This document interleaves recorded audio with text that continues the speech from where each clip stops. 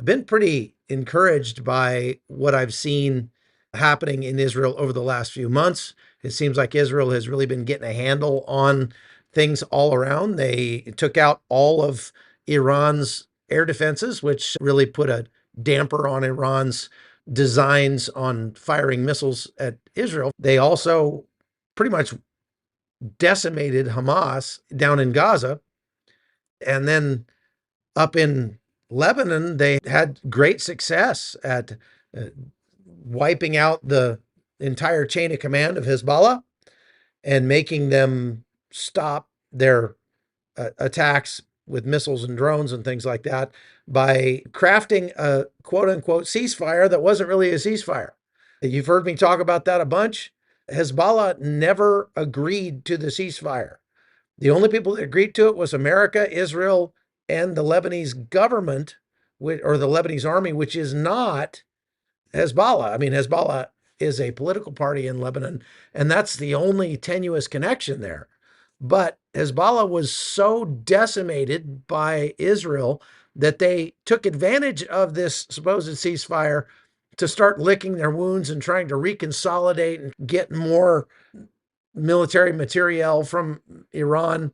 That's been made doubly difficult because Israel has taken over two things in Syria. Number one, HTS took over the western 2/3 of Syria and decided they were not going to allow Iran to continue shipping weapons across Syria into Lebanon. That put a real damper on Iran's designs of having their proxy in Lebanon, but also the Israelis have taken over almost the entire swath of southern Syria, where it borders Israel, and even further north going up the Lebanese border. Some of the main smuggling routes that had been used to take military materiel into Lebanon are now closed for the duration. Now, the Iranian government had tried shipping some diplomatic pouches to their embassy in Syria. Those had been intercepted, and you're not supposed to open diplomatic pouches, but if you suspect that they're using it for military purposes, then I guess you can, because they did open those diplomatic pouches and they were full of $100 bills, US $100 bills, which the Iranians said, oh, those are just to support our operations in Syria. With all of that said, I thought Israel is doing pretty good. They've been making steady progress on everything except getting their hostages released, and they have been in talks recently to do that. And it sounded like they were making progress, that they might get some hostages out. However, in the last few days, things have been going downhill a little bit, and this is not encouraging, what I have to tell you here. We'll start in the south, uh, between Gaza and Israel. Rocket fire out of Gaza has been escalating. This is very concerning because Israel has trod over every square inch of Gaza at this point. After more than a year of war, Gaza is not that big. It's about the size of Philadelphia. You would think they had been through every single building in Gaza. Well, actually, it turns out they have not. At least 17 rockets launched over the past week. There haven't been any injuries or deaths. Most of them have landed in open areas or have been shot down by the Iron Dome system. Now, Israel evacuated and destroyed a hospital up in the north because it was commonly used by Hamas as a military hard point. And they got a lot of heat for that out of the mainstream media, of course. Like, Israel is destroying one of the last places where Palestinians can go for medical care. Well, that's not true. There are 17 open hospitals in the whole of Gaza at this point. So it's not like there's no place that people can go to get medical help. The problem is probably all 17 of those hospitals are still being used by Hamas. They just won't stop. As a matter of fact, the IDF demanded the evacuation of the Indonesian hospital in northern Gaza. Why? Because they have probable cause to enter that hospital because it looks like it's being used as yet another Hamas strongpoint. And so now they're going to do that. Now there are some IDF generals who are pushing for a much stronger stance in Gaza. They're like, enough is enough. We're going to do what we did in Jabalia, and we're going to go in and surround areas in Gaza. We're going to check every single person coming out of there for weapons. Anybody that's left in there is going to be considered an enemy, and we're going to go in and level the place. Anything that is even remotely possible to be used as a military asset is going to get flattened. And we're just going to go neighborhood by neighborhood throughout the whole of Gaza, and we're going to flatten everything that might possibly be a threat to us. Now, what they're finding is that there are still tunnel systems in Gaza. They're still finding rocket launchers that are buried in the ground and covered up. In many cases, they're finding these things when they fire the missiles at Israel. But suffice it to say that Israel has been kind of surprised at the fact that for 9 consecutive days, there have been rockets launched out of Gaza at Israel. Hamas rocket hit the kibbutz Be'eri. If you recall, kibbutz Be'eri is right near the border of Gaza, and it's one of the kibbutzim that was attacked on October 7th. I was there just 3 or 4 days after the attack and was one of the first journalists to enter kibbutz Be'eri after the October 7th attacks. There were still bodies and body parts being collected from all over that kibbutz. About 10% of the entire kibbutz was massacred in the October 7th attacks. And this is the first time in 9 months that they've had a rocket heading that way or hitting Be'eri. Now, the IDF has been responding pretty heavily against Gaza. They hit 40 targets with airstrikes, including a rocket manufacturing facility that's still there. This blows my mind.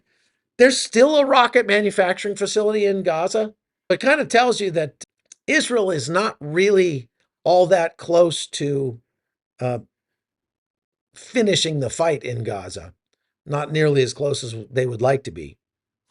The Palestinian Authority, which is not friendly to Israel, has been cracking down on Hamas and the Palestinian Islamic Jihad in Judea and Samaria because they are concerned that when Israel gets done with Gaza, they're going to do to the West Bank what they did to Gaza, which is flatten almost everything. And so the Palestinian Authority, if they can't show that they can ride herd on these terrorists that are in their midst, they are going to get decimated like Gaza did. The Palestinian Authority has been conducting ongoing security operations, especially in Jenin. They call it the Jenin Palestinian Refugee Camp. Remember, when they say refugee camp in relation to Gaza or the West Bank, those are not actual camps. They're not what you would think of people destitute living in tents. These are built up neighborhoods that they call refugee camps as a political ploy to make it seem like Israel has people living in tents for their entire lives, when in reality, they're just neighborhoods. There's been increasing militant activity by the Al-Aqsa Martyrs Brigade, which was founded in Nablus, or the biblical city of Shechem. Okay, moving on to Hezbollah and northern Israel. Hezbollah is threatening to end the ceasefire, saying that Israel is not holding up its end of the bargain. Except Hezbollah didn't ever agree to the ceasefire. Hezbollah is like, hey, no fair. Israel is blowing our guys up when they try to move back into border communities along the Israeli border with guns. Israel has been continuing to strike at Hezbollah targets and people inside Lebanon almost every day since the quote unquote ceasefire took place. There's like 29 strikes in the last 35 days. Those airstrikes continued because they were able to ascertain that Hezbollah was making weapons transfers, trying to move weapons around from one place to another. And that's not just south of the Litani River, by the way. Israel has been striking in the Bekaa Valley and even north of there. They also were able to destroy multiple rocket launchers over the last several days in Lebanon. So Hezbollah keeps getting its head handed to it, and they're complaining about that, and they're saying that we're going to resume fighting up in the north if Israel doesn't stop blowing our rocket launchers up. Israeli forces have not pulled back from Lebanon. They have actually continued to advance, taking ground that they did not hold before the supposed ceasefire. They continue to be threatened by those locations, so they move troops into those locations. That actually is not breaking the ceasefire. Everything Israel is doing, striking at Hezbollah targets, blowing up rocket launchers, and moving forces into areas where they're being threatened, are all things that were stipulated that they could continue to do under the ceasefire. So for Hezbollah to say, no fair, you're breaking the ceasefire because you keep blowing our people up. No, go read the ceasefire that you didn't agree to. It says we can continue to do this. The only reason Hezbollah is putting out those announcements that Israel is not ceasing fire is because they're trying to do what Hamas has done in Gaza, and that is use the media to damage Israel's reputation in the wider world. On that note, Israel has allocated a whole bunch more money in the last week in their upcoming annual budget for 2025. They've allocated millions more for trying to improve their image with the rest of the world and to try to put a bigger focus on winning the information war, because that's where they've really been losing so far over the last year. And I'm like, suggestion, there's this guy, Chuck Holton and Christian Broadcasting Network, that spent 6 months in Israel reporting on the war, trying to report on the good things that Israel is doing, and you won't let me embed with your forces. So here's a cheap way Israel could improve its image worldwide, and that's be more transparent, even with friendly media outlets. All right. Well, God bless you guys. Thank you very much for watching. I hope you have a great day.